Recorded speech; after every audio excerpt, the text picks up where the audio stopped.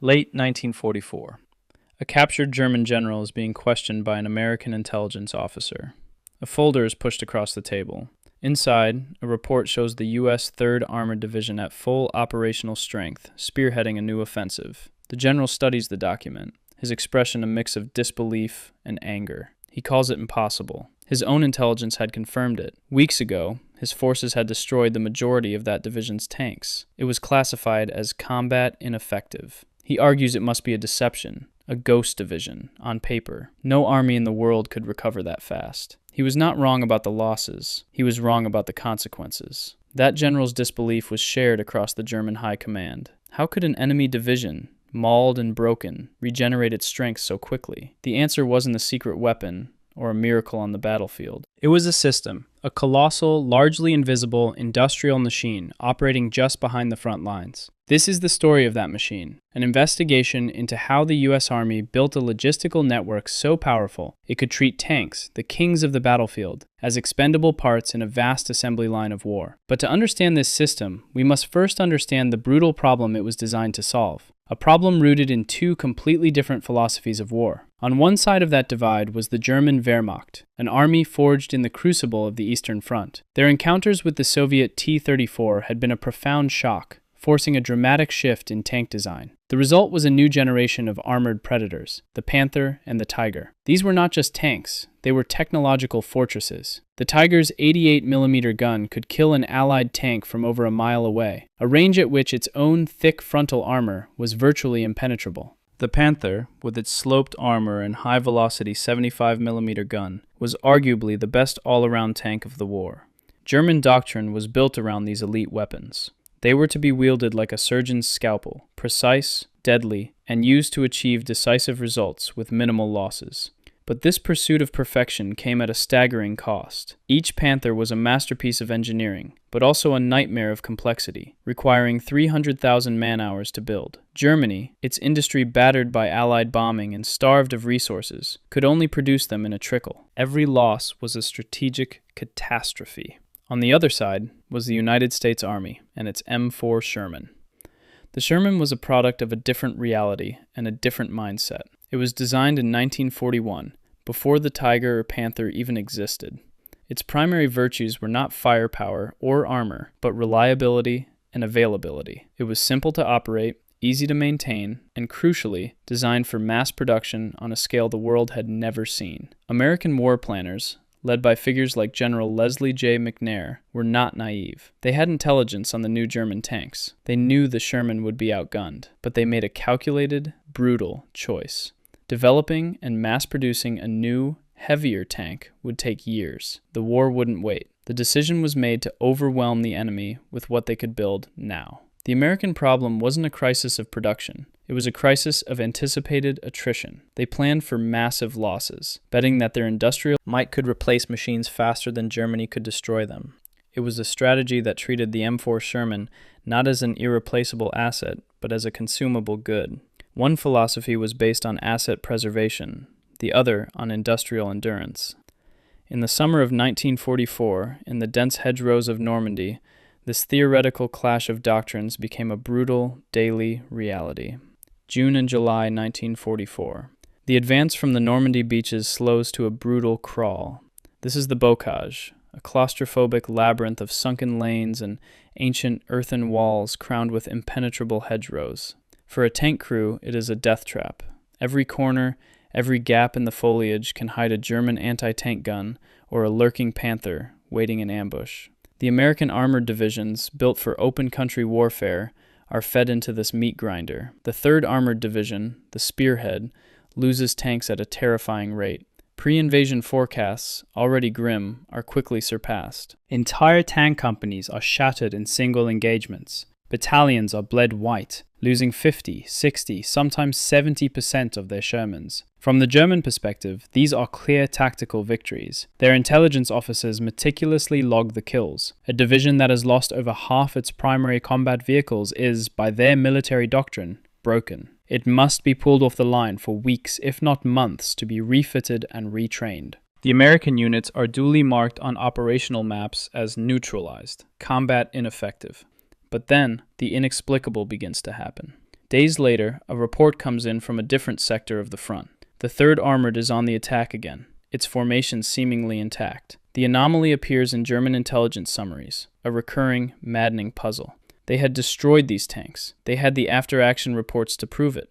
For the German command, it was like fighting a mythical hydra. You cut off one of its heads, and another simply grows back in its place. To understand this battlefield alchemy, we must leave the front line and follow the journey of a single, knocked-out Sherman.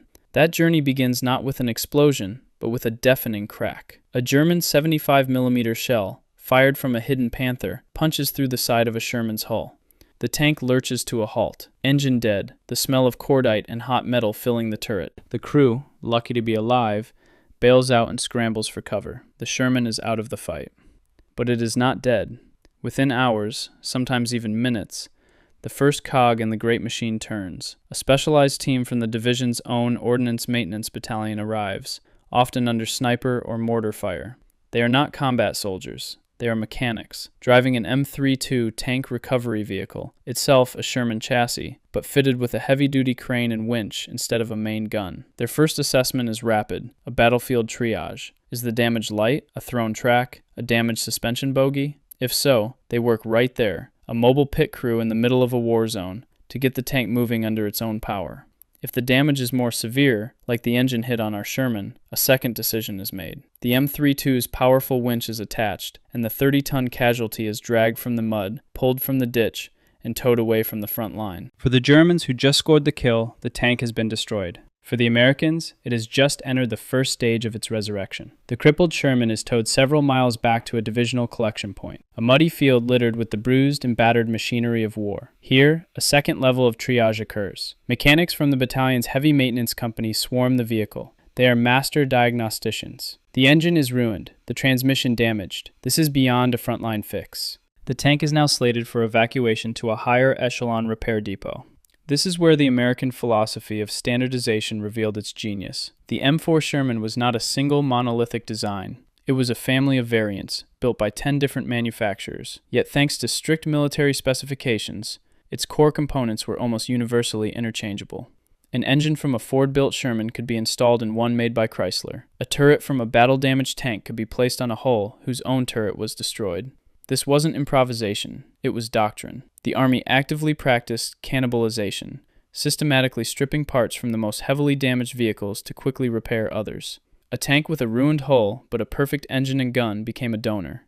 Its vital organs would give life to 2 or 3 other tanks, returning them to the front in a matter of days. What the Germans saw as a field of wrecks, the Ordnance Corps saw as a warehouse of spare parts. While this process of repair and cannibalization was happening just behind the lines, a far larger river of steel was flowing across France. This was the third and perhaps most critical layer of the system, the supply arteries. New tanks and crated spare parts, unloaded from ships 24/7 at the captured port of Cherbourg, were fed into a logistical network of unprecedented scale. The most famous part of this network was the Red Ball Express, a massive, non-stop truck convoy system that ran on a closed loop of one-way roads, delivering supplies to the front. But for heavy equipment like tanks, the true workhorses were the railways. Teams from the U.S. Army Transportation Corps performed miracles, rebuilding bombed-out French rail lines, bridges, and marshalling yards at astonishing speed. Entire trains loaded with nothing but brand-new Shermans would chug toward the front, dropping off replacements at depots just miles from the fighting.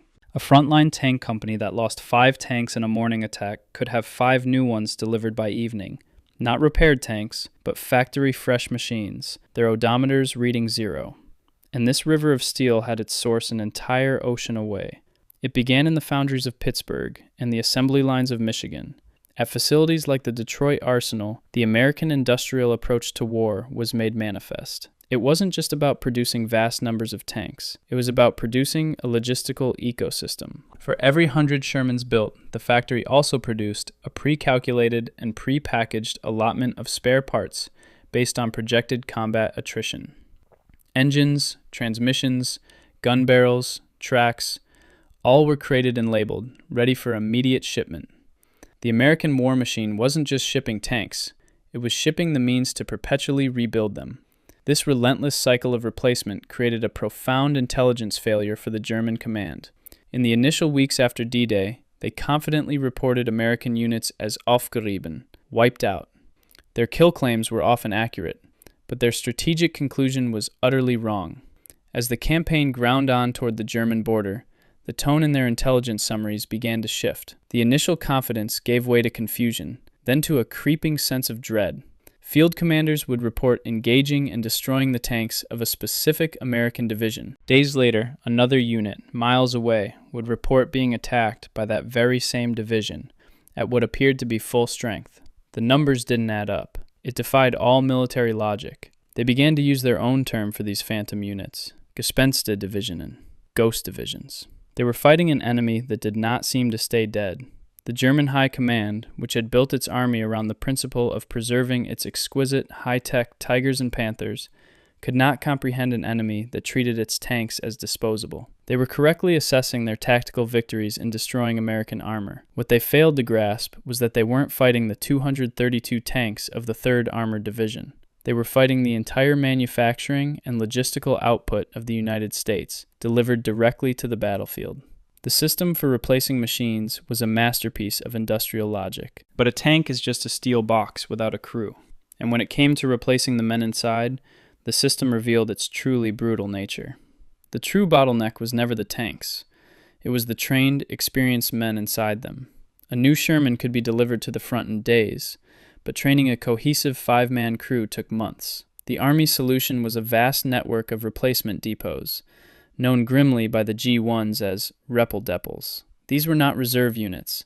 They were anonymous pools of individual soldiers waiting to be assigned. When a crew was lost, a call went out for a new driver, a new gunner, a new loader. Men were pulled from the depot, often having never met, and sent forward to join a tank they had never seen. The human cost of this system was immense. A veteran commander might start an attack with 3 strangers in his crew, men who didn't know each other's names, let alone how to function as a team under fire. This constant churn diluted veteran expertise, broke unit cohesion, and placed an unbearable psychological strain on the survivors, who watched waves of new faces arrive and disappear. The system's industrial efficiency was paid for by the lives of unseasoned replacements. This brutal, efficient, yet fragile system, dependent on a steady flow of both machines and men, was about to face its single greatest test. In December 1944, in the forests of the Ardennes, Hitler was throwing his last reserves into one final, desperate gamble. On December 16, 1944,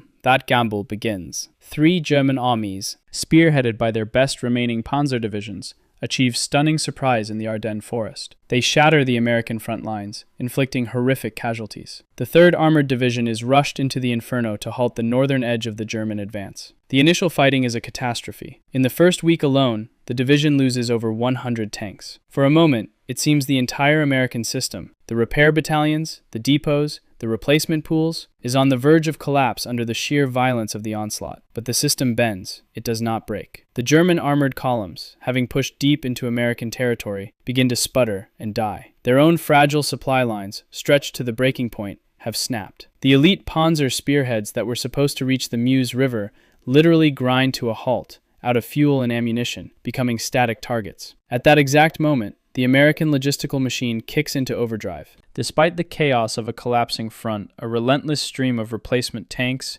fuel, and shells flows towards the crisis. Battered units are pulled back from the inferno, receive new Shermans and replacement crews from the depots, and are thrown back into the fight within days, sometimes hours. After taking its initial staggering losses, the 3rd Armored Division holds the critical northern shoulder of the Bulge, preventing a total German breakthrough. It then helps lead the counterattack that seals the fate of Hitler's last offensive. The Battle of the Bulge becomes the ultimate brutal proof of concept. The German gamble had failed. The war in the West was decided not just by the soldiers at the front, but by the mechanics, truck drivers, and factory workers thousands of miles away. Now, we can finally return to that interrogation room and give the German general his answer. And so, we return to that interrogation room, and to the captured general's disbelief. The answer he was searching for wasn't battlefield deception or some impossible miracle. It was the final, brutal arithmetic of industrial warfare. The numbers for the U.S. 3rd Armored Division are now a matter of historical record. Its official, on-paper strength was 232 tanks. Over its 11 months in combat, from the shores of Normandy to the heart of Germany, The division suffered total, irrecoverable losses of 1,348 tanks. Its entire armored contingent was wiped out and replaced nearly 6 times over. But this replacement was never a single event. It was a continuous, relentless process. A handful of tanks arriving one day, a dozen the next. The division was never truly destroyed and rebuilt. It was constantly being ground down and replenished, like a river that erodes its banks but is always fed by its source. This was a victory not of a superior tank, but of a superior system, a conveyor belt of war that stretched from the factories of Detroit directly to the German frontier. The Wehrmacht had perfected the art of building exquisite weapons. The United States had perfected the art of building a war machine. The American armored divisions were never invincible. They were ground down, bled white, and shattered, just like any other. But they were built upon a brutal industrial logic that made them something far more terrifying than invincible. They were simply replaceable. And in a total war of attrition, that was the only invincibility that mattered.